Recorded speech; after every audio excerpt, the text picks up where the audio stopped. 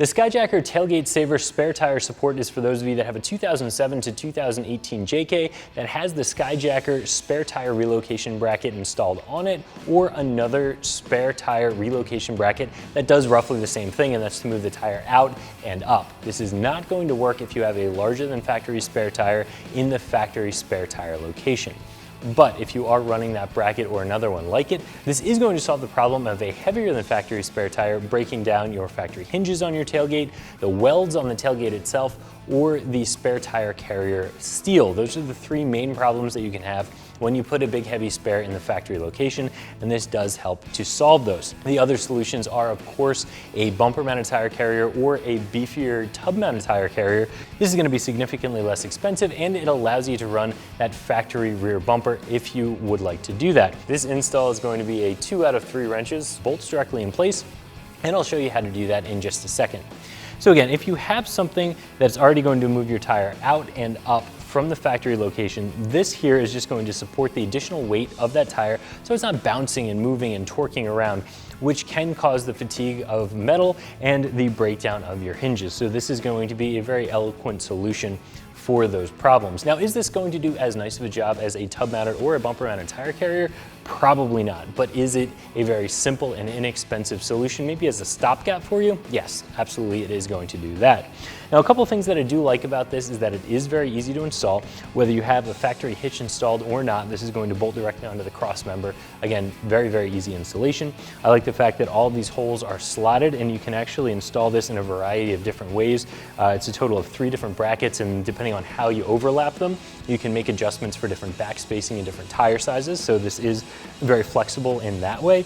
And this does come with some stainless hardware on it, which is always a nice feature. This is something that is going to be outside, exposed to the elements. You're not going to have nearly as much rust when you have stainless hardware like that. So again, a couple of things that I do like in the way that this was put together and in the way that this was built. The price tag on this comes in right around $70, which I do think is going to be pretty fair, again, for the engineering, for the quality that you're getting here, and especially when you consider that it's either this or a bumper mounted or tub mounted tire carrier, which is going to be 10 times what this costs or more. So this is going to be a very inexpensive solution to a lot of different problems. Now, I mentioned before this is an easy install. Let me show you how to get it done. For this installation, you're going to need a 3/4 inch socket and a 3/4 inch wrench. We also used a couple of different size 3/8 inch extensions, as well as a 3/8 inch universal, all driven by a 3/8 inch impact. You'll also need a 7/32 Allen head socket, or an Allen key would work just fine. And we used a 17mm socket to remove our bumper bolts, but they're not factory bumper bolts. Your size may be a little bit different. We're not actually going to completely remove the rear bumper from the Jeep, but we are going to need a little bit more space to work when getting the first bracket installed. So what we are going to do is remove the 2 bolts that hold the bumper to the frame on the driver's side here, and that will give us a little bit of additional play to get everything bolted up. So we'll go ahead and do that now.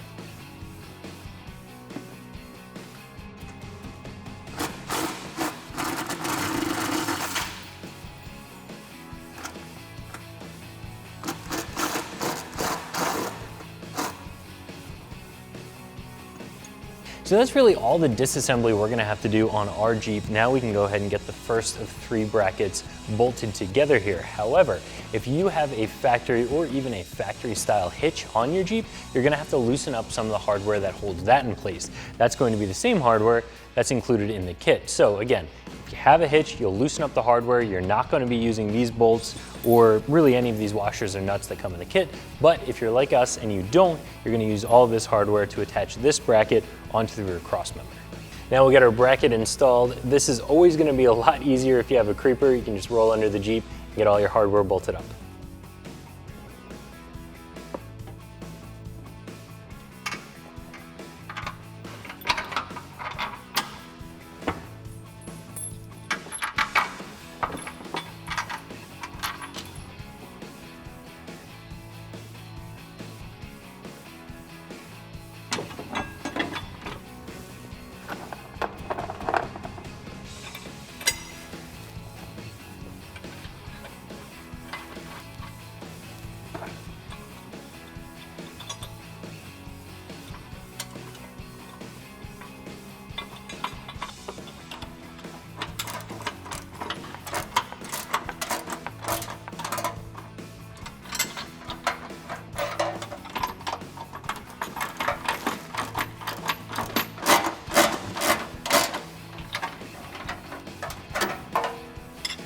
After bolting up that bracket, you can reinstall the factory bumper bolts.